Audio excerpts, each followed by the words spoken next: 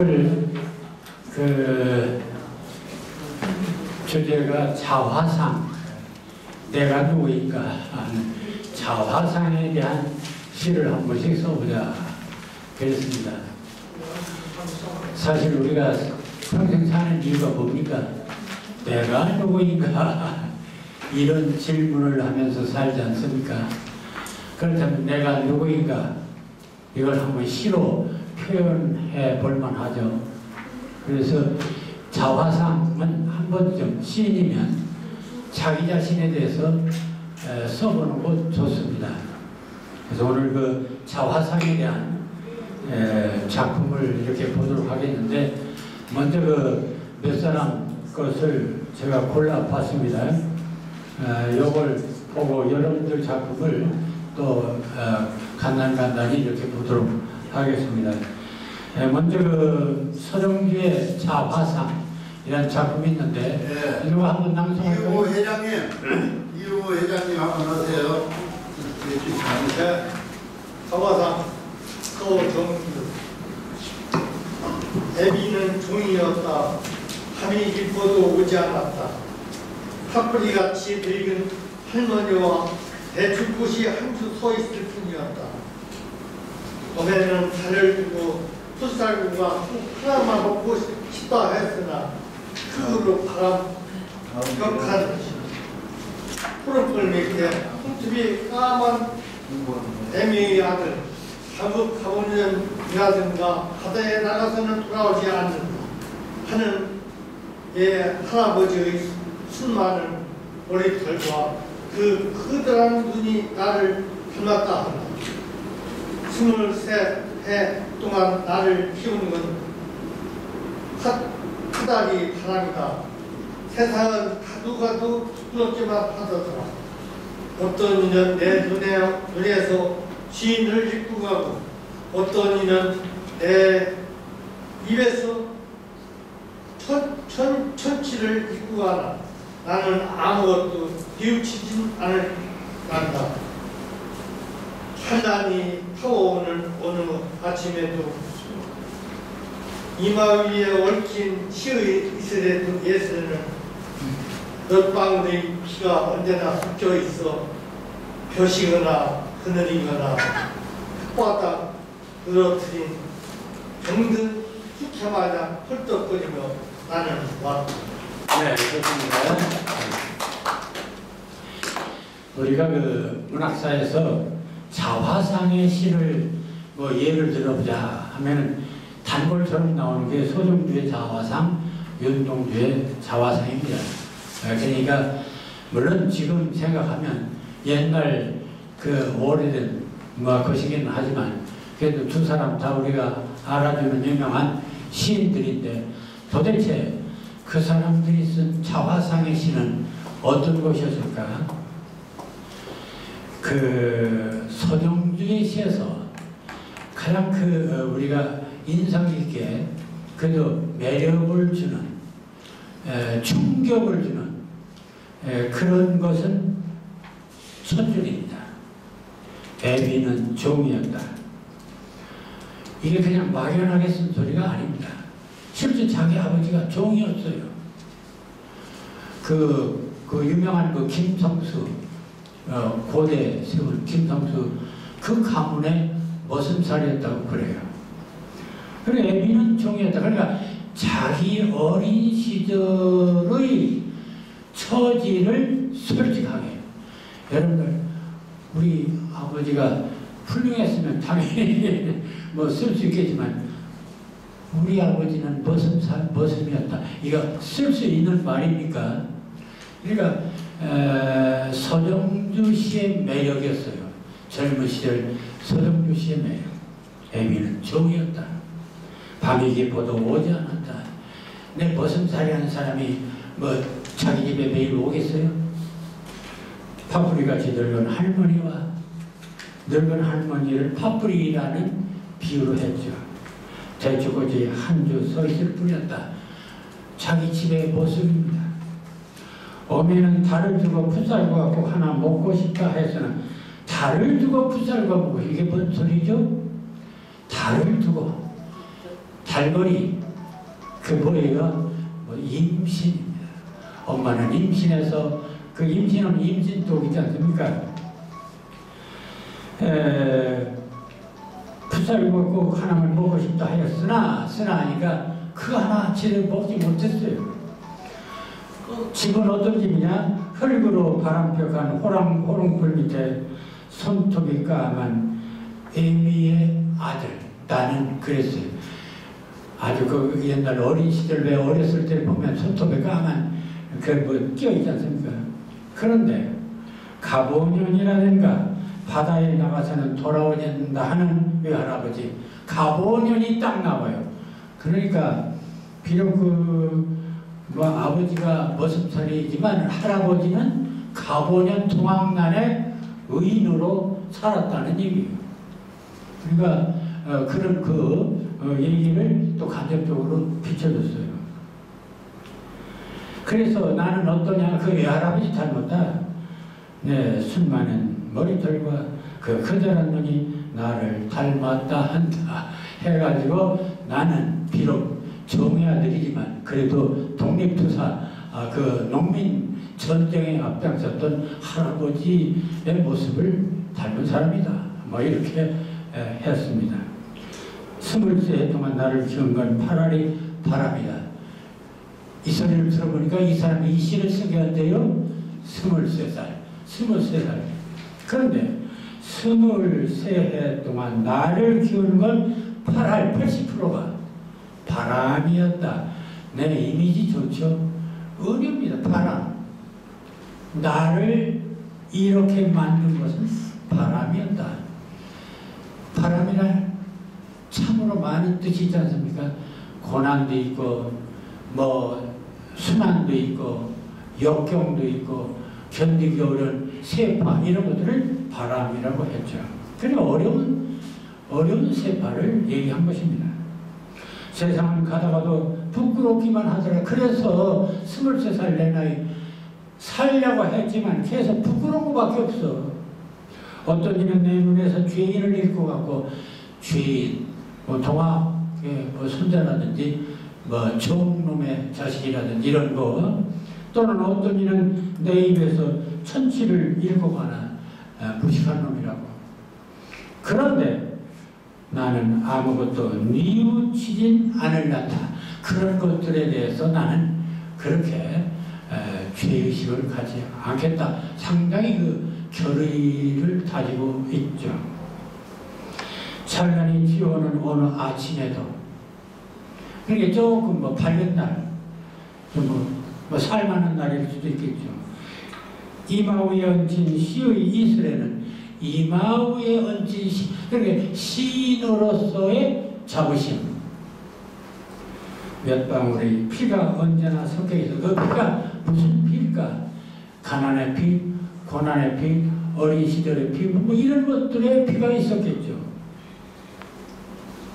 그래서 볕이거나 그늘이거나 볕 좋을 때, 그늘 나쁠 때거나 혓바닥 늘어뜨린 병든 숙회마냥 자기를 그렇게 표현. 혓바닥 늘어뜨린 병든 숙회마냥 할딱거리며 나는 왔다. 자기 고백을 그렇게 표현하고 있습니다. 그 굉장히 그 강렬한, 자기 자신을 비하하면서도 어쨌든 그 강렬한 그런 어떤 강한 어떤 또 그 저항을 가지면서 자기 자화상을 그리고 있습니다. 자, 두 번째 자화상 연동주 것을 한번 누가 읽어볼까요? 장병진 목사님. 네. 자화상 윤동주. 산 모퉁이를 돌아 논가 일단 우물을 홀로 찾아가선 가만히 들여다봅니다. 우물 속에는 달이 밝고 구름이 흐르고 하늘이 펼치고 파란 바람이 불고 가을이 있습니다. 그리고 한 사나이가 있습니다. 어쩐지 그 사나이가 미워져 돌아갑니다. 돌아가다 생각하니 그 사나이가 가엾어집니다. 도로가 들여다보니 사나이는 그대로 있습니다. 다시 그 사나이가 미워져 돌아갑니다. 돌아가다 생각하니 그 사나이가 그리워집니다. 우물 속에는 달이 밝고 구름이 흐르고 하늘이 펼치고 파란 바람이 불고 가을이 있고 추억처럼 사나이가 있습니다. 네. 자, 좋습니다. 이 서정주나 윤정주나 다 가난한 일제시대, 일제시대 때의 시인들입니다. 특히 이제 윤동주는 만주 에서 이민 생활하면서 유랑 생활하면서 살아왔던 인물이죠. 근데 그는 언제나 그 부끄러움, 그러니까 참 나라를 빼앗긴 서러움에 부끄러워서 참 제대로 제구시를 못하는 한 백성으로서의 부끄러운 모습을 늘 시를 통해서 보여주고 있습니다. 산모퉁이를 돌아 논가에다 노물을 올라 찾아가선 가만히 들여다봅니다. 산모퉁이 외로운 우물이나 쳐다보고 있다는 얘기예요. 우물 속에는 달이 밝고 구름이 흐르고 하늘이 펼치고 파란 바람이 불고 가을이 있습니다. 왜 우물을 보는가? 우물 속에는 달이 밝고 하늘의 달이 아니라 우물 속의 달입니다. 이 사람이 볼 수 있는 세계입니다. 구름이 흐르고 달도 있고 구름도 있고 파란 바람, 가을이 전부 다 상징적이죠. 그러니까 거기는 밝고 희망도 있고 꿈도 있고 결실도 있고 그래요. 그 우물의 세계에는. 그래서 그는 그 우물을 쳐다봐요. 그럼 자기가 있는 현실은 뭐야? 그렇지 못하니까. 현실은 그렇지 못하니까 우물 속에 있는 순수한 그 세계를 동경하고 있는 거예요. 그리고 한 사나이가 있습니다. 누구? 나. 어쩐지 그 사나이가 미워져 돌아갑니다. 보니까 미워져. 그러니까 현실에 적응 못하고 비굴하게 사는 것이 미워져. 돌아가다 생각하니 그 사나이가 또 가엾어집니다. 또 연민, 미움과 연민. 돌아보니 사나이는 그대로 또 있습니다. 다시 그 사나이가 또 미워져서 돌아갑니다. 돌아가 생각하니 그 사나이가 또 그리워집니다. 사랑과 미움의 갈등 속에서 번민하는 윤동주의 모습을 볼 수가 있죠. 우물 속에는 달이 밝고 구름이 흐르고 하늘이 펼치고 파란 바람이 불고 가을이 있고 추억처럼 사나이가 있습니다. 그런 시절, 어린 시절 그 정말 부끄러웠던 삶의 모습을 회상하면서 이런 시를 썼던 것입니다. 그러니까 그의 자화상은 일제하에서 나라를 뺏긴 서름 속에 사는 부끄러운 자기의 자화상을 그려본 시라 이렇게 할 수가 있네요. 자, 임영조의 자화상. 백명자 선생님. 자화상 임영조. 어느덧 40년 지나 골동품 다 돼가는 자물통 하나. 묵비권을 행사하듯 자물통 하나. 묵비권을 행사하듯 늘 무거운 침묵으로 일관하지만 뜻맞는 상대와 내통하면 언제든 찰칵 꼭꼭 잠가둔 마음을 푼다. 천성이 너무 솔직하고 순진해 안 보여도 좋을 속까지 오졸이 내보이는 자물통 하나. 가슴 속엔 싸늘한 뇌관을 품고 보수냐 개혁이냐 목하 고민 중인 자물통 하나. 남의 집 문고리에 매달려 알게 모르게 녹슬고 있다. 네. 저 이명조는 현재 시인입니다. 네, 그의 자화상은 어느덧 40년이 지나는 거 보니까 중년이 지난 40대의 자화상을 그리고 있습니다. 근데 재밌는 것은 40대 중년, 내가 누구냐? 골동품 다 돼가는 자물통 하나. 나는 뭐냐? 골동품 다 되는 자물통이다. 그런 얘기입니다. 그러니까 자물통이라는 은유 이미지로 자신의 모습을 그리고 있습니다. 묵비골을 행사하듯 자물통 하나, 묵비골을 행사하듯 늘 무거운 침묵으로 일관하지만 말없이 살아요. 묵비골로. 그러나 뜻맞는 상대와 내통하면 언제든 찰칵 자물통을 연다는 거죠. 꼭꼭 잠가든 마음을 푼다. 천성이 너무 솔직하고 순진해 안 보여도 좋을 손까지 모조리 내보이는 자물통 하나. 자기가 그렇다는 얘기요. 가슴 속엔 싸늘한 뇌관을 품고 보수냐 개혁이냐. 자, 가슴 속엔 그래도 싸늘한 뇌관, 날카로운 뭔가 판단력도 있고 열정도 있다는 얘기죠. 그러니까 가슴 속에 싸늘한 뇌관을 품고 보수냐 개혁이냐, 그건 그냥 시적으로 쓴 거죠. 목화 고민 중인 자물통 하나, 이것도 저것도 제대로 실행 못하고 그냥 그 가슴에만 싸늘한 뇌관을 품고 있는 목화 고민 중인 자물통 하나. 남의 집 문고리에 매달려 알게 모르게 또 남의 집 문고리에 매달려. 그러니까 자기 주체적인 존재가 못하고 세상 그냥 풍속에 이렇게 얽매여서 사는 어떤 그런 일상적인 모습을 얘기하고 있습니다. 네. 자, 저도 자화상 제목은 아니고 나의 고고학이라는 작품이 나의 자화상처럼 써있어서 하나 그냥 가지고 왔습니다. 이것도 어딘가 팔려요. 김기혁 기자 선생님. 네, 한번 읽을까요? 나의 고고학 흥문편. 100년 전에는 분명히 내가 없었다. 호적에 새겨진 이름도 없었고 내 무게를 확인할 진단서도 없었다. 그때 난 아무것도 아니었다.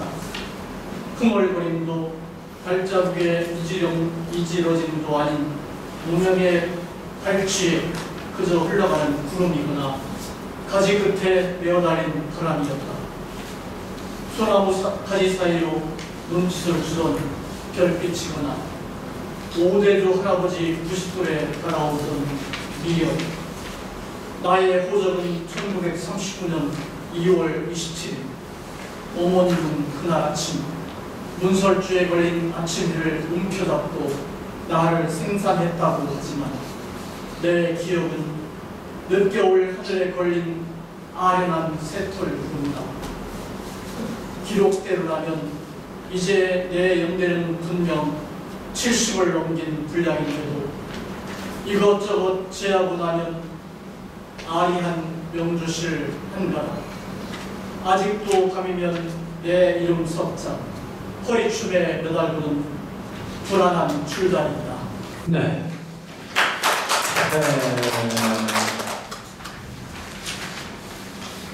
100년 전에는 분명히 내가 없었죠. 호적에 새겨진 이름도 없었고 내 무게를 확인할 진단서도 없었어. 그때는 내 존재가 없었어. 그때는 나는 아무것도 아니었어. 흥얼거림도 발자국 이지름도 문명의 발제에 그저 흘러가는 구름이거나 가지 끝에 매달린 바람이었다. 네, 아무 존재가 없는 무와 같은 존재였어요. 그냥 구름, 바람, 네. 소나무 가지 사이에 눈을 주던 별비거나 오대조 할아버지 90돌에 달아오던 미열이거나 그냥 다양한 지금까지 얘기들은 전부 다 내 전생이 뭐였을까? 이렇게 한번 써봤습니다. 그럼 결정적인 순간은 언제냐? 나의 오적은, 내 존재가 드러난 것은 1939년 2월 17일 어머님은 그날 아침 문선줄을 거친 아침 해를 움켜쥐고 나를 생산했다고 한다. 이제 여기서부터. 그러니까 그동안 양자역학적으로 보면 파동으로 있었어. 그러니까 엄마가 생산하면서 입자 상태로 변신이 되는 거예요. 그렇지만 내 기억은, 지금 내 기억은 그 밑에 나옵니다. 70된 내 기억입니다. 그냥 아련한 새털구름이야. 그 시절이란 과거라는 것은. 자, 그러면은, 자, 1939년에 태어나서 지금까지 살았으니까 꽤 오래 살았죠. 그럼 꽤 무게도 나가겠죠. 기록대로라면 이제 내 연대는 분명 70을 넘긴 분량, 꽤 양이 많아요. 그런데 이것저것 제하고 나면 아리한 명주실 한 가닥밖에 없어. 그것도 아리아리한 명주실 한 가닥밖에 없어. 아직도 밤이면 내 이름 석자 기껏 그 아리한 명주실 한 가닥이 보여. 내 명예, 존재감, 내 이름 석자 그거 하나. 그래가지고 허리춤에 그거 하나 허리춤에 매달고는 불안한 밤마다 불안한 줄다리기야. 아직도 그거 하나 붙들고 앉아있는 존재다. 아무것도 아니야. 그거 하나 붙들고 있는 참 형편없는 존재다. 뭐 이렇게 생각하고 쓴 것입니다. 저의